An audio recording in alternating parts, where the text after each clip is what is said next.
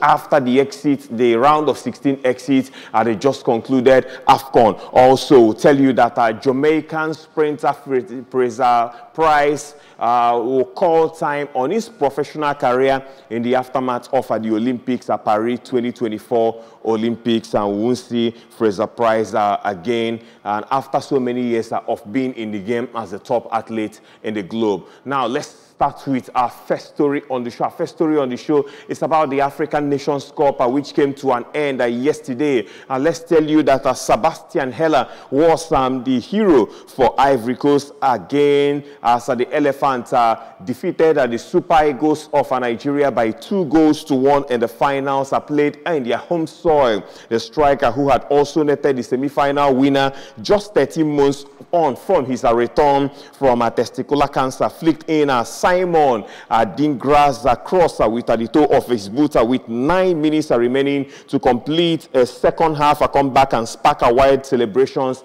in Abidjan, the capital city of Côte d'Ivoire. William Troost-Ekong had put Nigeria ahead 7 minutes before the end of a cagey first half, when the centre back rose highest to powerfully head in from 9 yards out following a corner.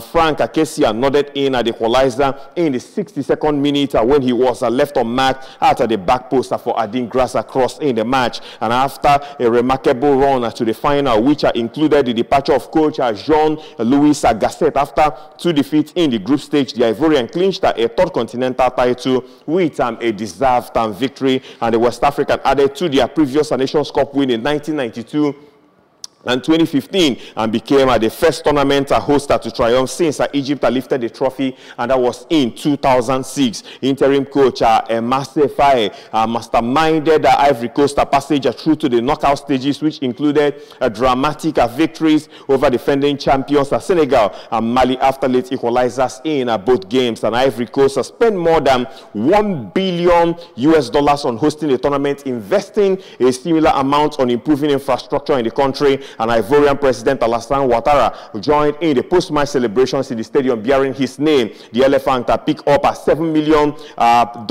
in prize money, with Nigeria handed $4 million by the Confederation of African Football. Nigeria, the 3-time continental champions themselves, have previously been unbeaten at the finals, including a 1-0 win over Ivorians in the group stage. But the Super Eagles rarely imposed themselves after sitting back for most of the contest, and it ended Ivory Coast 2, Nigeria 1. That was the finals of the AFCON yesterday. And now let's tell you that in basketball, Nigeria's the Tigers suffered their second loss of the Olympic qualifying tournament to host Belgium, 78-61 points yesterday. In the last game played in Antwerp, the Tigers sealed their ticket to the Olympic Games for the second edition, running after they beat Senegal 62-57 points. But the Rene Wakama's side have lost 100-46 points on Saturday to the United States before the defeat to Belgium, and that was on Saturday. And Belgium's Cats won in 2 quarters, while the Tigers took a quarter, while the second quarter finished in a draw. Belgium took the first quarter comfortably 22-11 points, but the Tigers improved in the second quarter to hold their opponents to 18 points draw. The hosts extended the lead in the third quarter to 22 points when they won that quarter 23-13 points, and the Tigers finally woke in the fourth quarter and took the quarter 19-15 points to lose the game by 17 points. Elizabeth Balogun, Palace Kunai Abana, and Ami Okonkwo were sensational for Nigeria, who will now try to prepare very well for the Olympics to surpass their 11 spots at the last Olympic Games in Tokyo, and that was in Japan. So the good news there is that Nigeria have qualified for the Olympics, and will be having a female basketball team playing at the Olympic Games out there coming up in Paris later in the year. And we are back to football, and still at the AFCON. Let's tell you that South Africa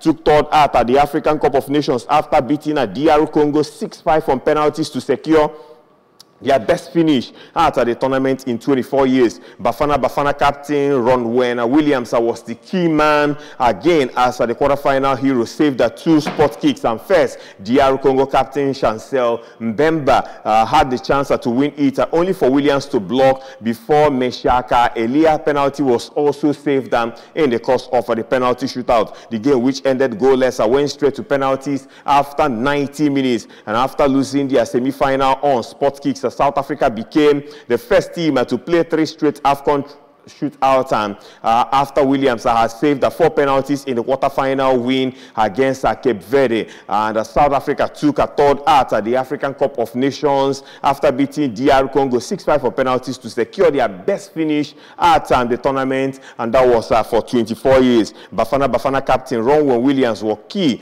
to that victory they secured, and all the way they got at the 3rd position.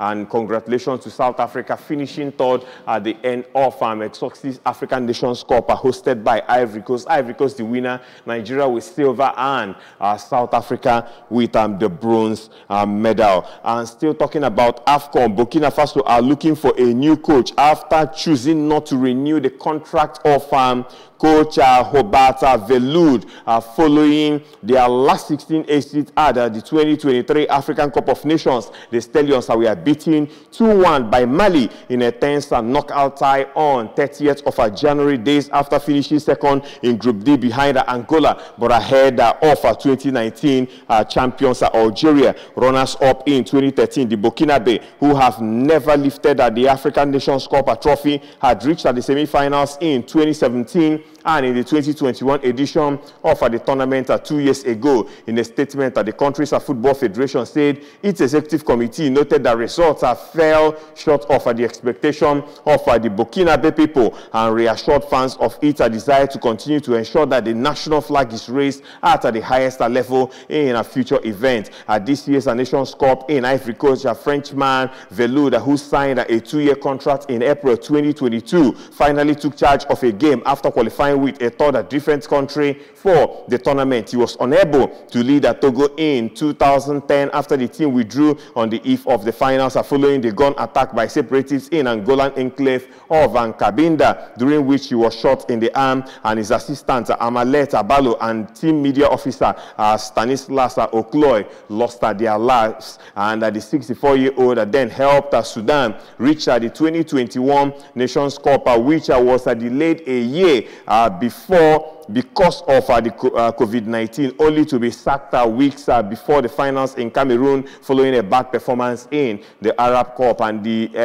FBF said it is already planning for both the 2025 Nations Cup and the 2026 World Cup, with the latter next qualifiers are taking place in the month of June. The West Africans are 4 points after their first 2 World Cup qualifiers and are 2 points behind Group A leaders Egypt. Veloud is the 8th coach to have left his position since the beginning of his this year's Nations Cup, which climaxes on Sunday. And of course, as Ivory Coast defeated Nigeria in the final, he joins Jean-Louis Gasset of Ivory Coast, Chris Houghton of Ghana, Jamel Belmadi of Algeria, Jalil Kadri of Tunisia, Thompson Fie of Gambia, Rui Victoria of Egypt, and Basiro Kande of Guinea-Bissau as having departed their roles for the different countries. We're still talking about African football. Let's tell you that the Moroccan star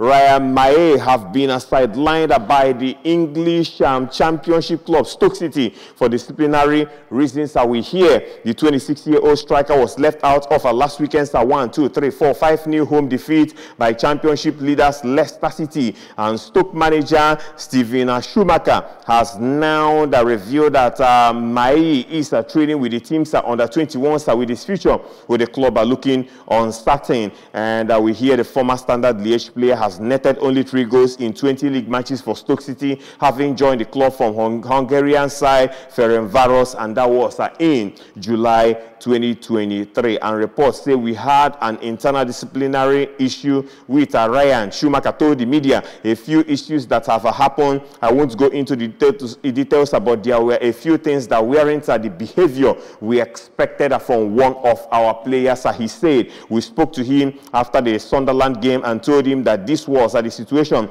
and that for the time being he wouldn't be considered for selection. That's what happened, and that's still the case. He wasn't involved in the week leading up to Leicester game, and for now he isn't available. This week he has been training with the fitness coaches, and he will continue training at the back end of the week with the under-21s, according to reporter from that issue concerning that Egyptian international or the Moroccan international that is being suspended by his team out there, Stoke City, for disciplinary issues. And from one African player to another, let's tell you that Brighton and Hove Albion have agreed a £16 million deal to sign Ghanaian winger Ibrahim Osman from a Danish team FC Nordsjælland.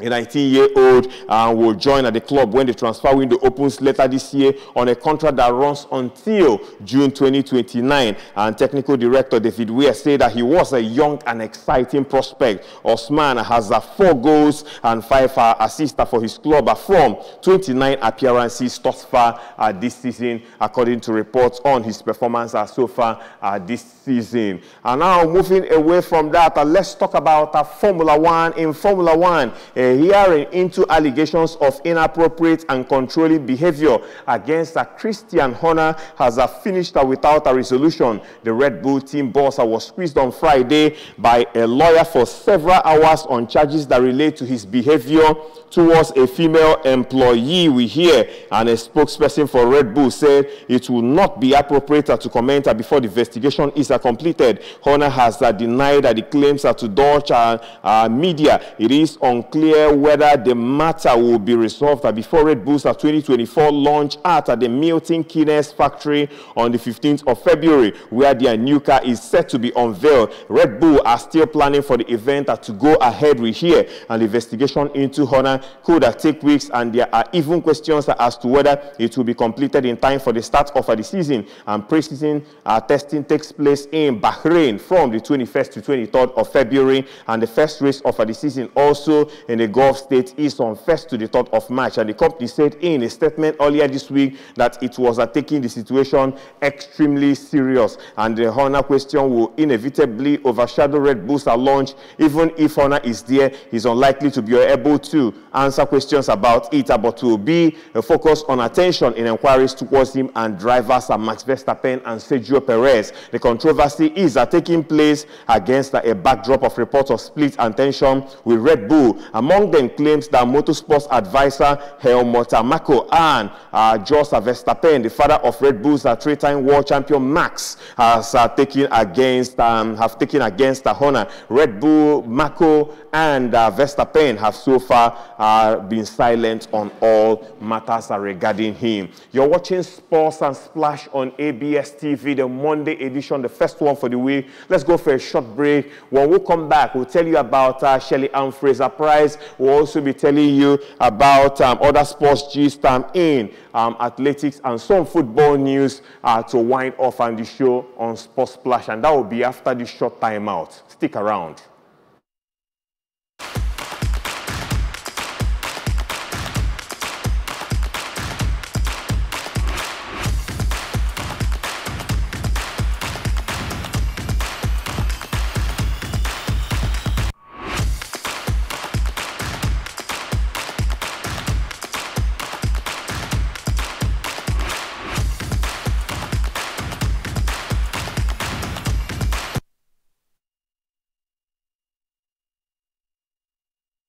Welcome back to the second half of a Splash at the Monday edition.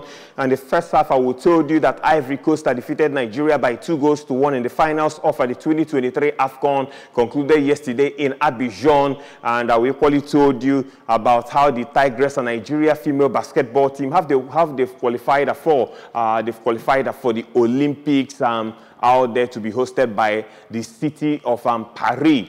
coming up later in the year. And we equally told you about the Moroccan who is now training with the under-21 side at Stoke City for disciplinary issue. We equally told you about that Brighton is set to sign a Ghanaian player in the mode of £60 million on the show. And now let's continue with other sports stories. Let's tell you that three-time Olympic champion Shelly-Ann Fraser-Pryce says she owes it to her family to retire after the 2024 games. The 37-year-old regarded as one of the greatest sprinters of all time, won the 100 meters title in 2008 and 2012, and Jamaican Fraser-Pryce also won the Tokyo 2020 Olympic relay gold, plus 3 of her 10 world titles in a comeback after giving birth to her son, and that was in 2017. She added that this year's Olympic in Paris, we are about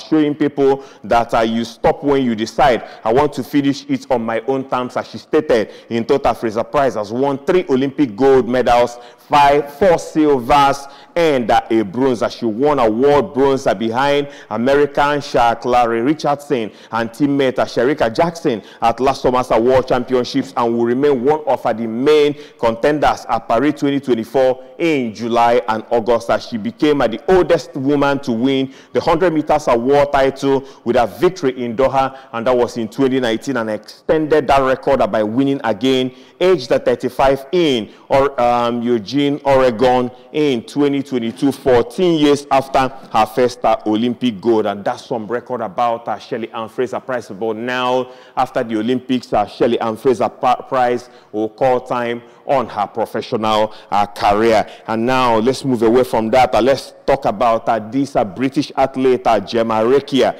who has won the 800 meters at the World Athletics Indoor Tour meeting in Leuven in France. The victory comes a month before the World Athletics Indoor Championships in Glasgow, where the 25-year-old Scot is targeting a medal. She recorded a time of 2 minutes and 0.40 seconds with Benin Noelie Yarigo second in a time of 2 minutes, 1.19 seconds, and Swiss Audrey Vero third in a time of 2 minutes, 1.43 seconds. And Rekia came second in the 800 meters last week's tour event in Metz, France. And she told the media last September that it would be amazing to start this year with a world indoor medal in March before she attempts to improve on her 4th place finish at the Tokyo 2022 Olympics at this summer's games that's coming up in Paris. And now, moving away from that, let's talk about tennis. In tennis, former world #1 Simona Halep says she's confident of a return to tennis after her appeal against a 4-year doping ban was set by the Court of Arbitration for Sports at the CAS. Halep was suspended after an independent tribunal says she committed intentional anti-doping violation. The 3-day hearing for the former Wimbledon champion concluded on Friday, and Halep, 32 years of age, was banned in September by the International Tennis Integrity Agency, ITIA, following 2 separate doping infractions. She tested positive for roxadustat after the US Open in 2022, while irregularities were also found in her her biological passport used to monitor selected biological variables over time in a separate anti-doping breach that year. And Halep, who would be unable to play professional tennis until the 6th of October 2026